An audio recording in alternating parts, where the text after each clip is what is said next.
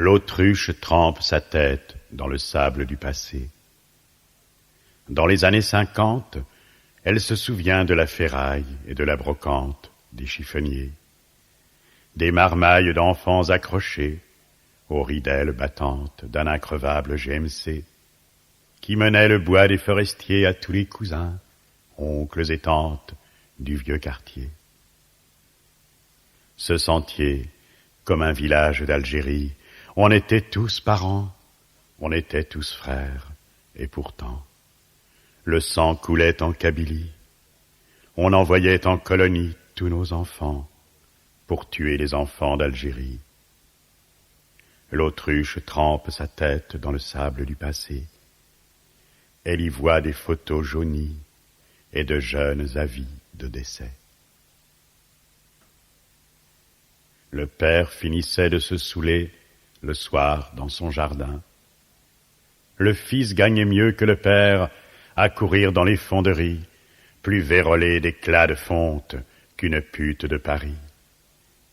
Il laissait là son espoir et sa jeunesse, abreuvés de vin d'Algérie, sa vie découpée en quinzaines, en pièces, sur la terre battue des usines, Gailly.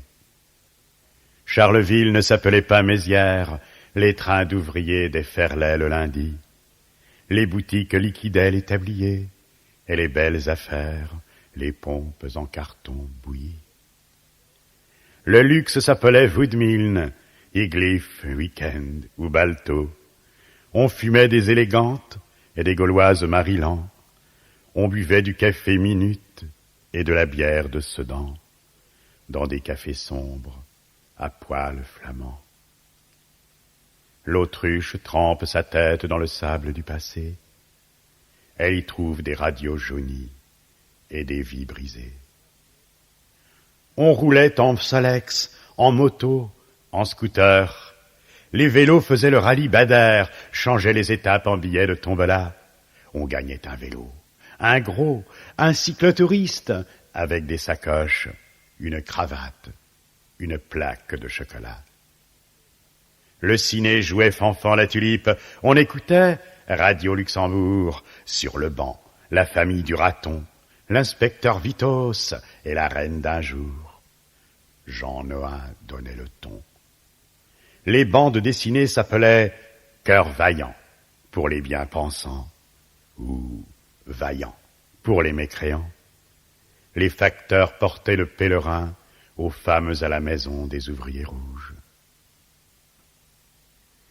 Un journal d'ici se nommait Liberté. Il est mort dans un grand sang d'encre rouge pour avoir pris la cause des Algériens que des CRS à coups de semelle précipitaient de la passerelle dans l'eau du vieux moulin. J'arrête là mon blues dans ce pays qui n'a plus que des historiens, dans ce pays qui se recroqueville dans la zone verte et les aiguilles des sapins. L'autruche trempe sa tête dans le sable du passé. Elle n'y voit que l'argile noire des ardoisiers. Elle n'y respire que l'odeur brutale des crassiers mouillés. Seul son cul dépasse pour la photo des touristes japonais.